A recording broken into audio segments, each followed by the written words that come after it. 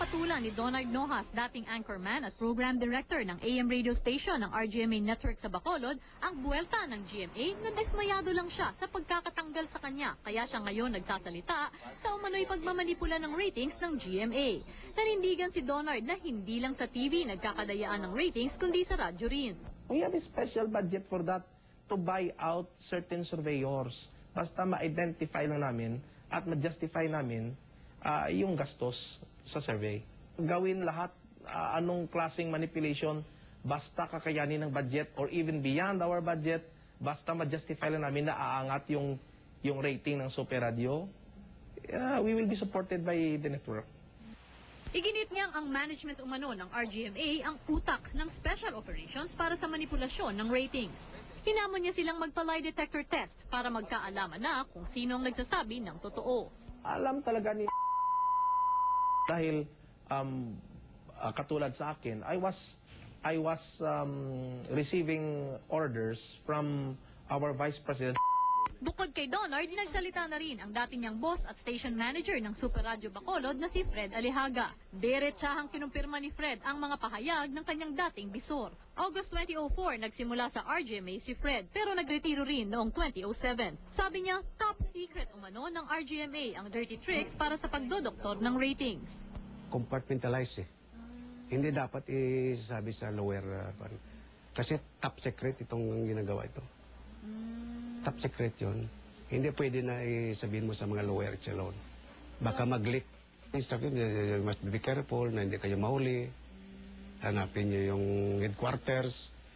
At saka yung other detailed trabaho, sa level na namin yung Kinumpirma rin ni Fred ang 150,000 pesos na standby fund ng special operations na ito at ang special budget naman para sa field interviewers o FI kung tawagin na siyang mga insider nila sa survey company.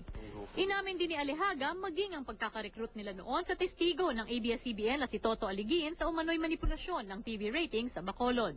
Totoo yung sinasabi ni Toto Aligin. Kinukumpirma po ninyo na kinuha ng RGMA si Toto kahit na wala siyang maipakitang ID?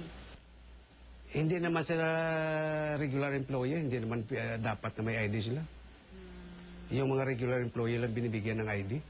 Sabi ni Fred, alam nilang mali ang dayain ang ratings, pero napilitan daw silang gawin ito para mag-number 1. Tayong pinapakinggan ng tao, pero matalo tayo in 1 week's time kung hindi tayo marunong during survey time. Masama nga sana, pero wala kang magawa. Kung hindi ka sumasabay sa ganyang gawain, mawalan ka ng pera. Wala kang advertisement. Kasi yung Bible ng advertiser, yung survey results eh. Nilinaw ng mga dating empleyado ng RGMA na hindi nila intensyong siraan ang GMA. Gusto lang daw nilang maituwid ang rating system. Owners ng TV set, owner ng radio, sila ang manguna. Na hindi magpa-manipulate.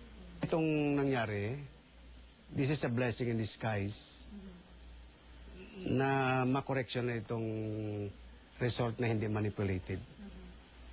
Kasi kawawa naman yung advertiser. Jing Castañeda, Patrol ng Pilipino, Bacolod City.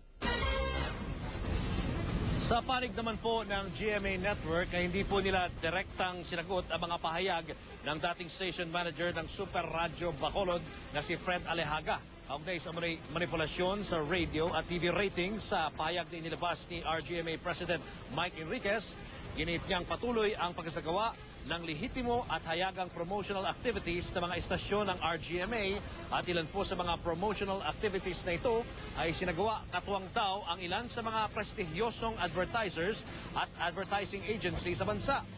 Ipagpapatuloy daw ng RGMA ang mga lehitimo nitong promotional activities sa radyo lalo't nakapagbibigay ito ng aliw at saya sa kanilang mga tagapakinig.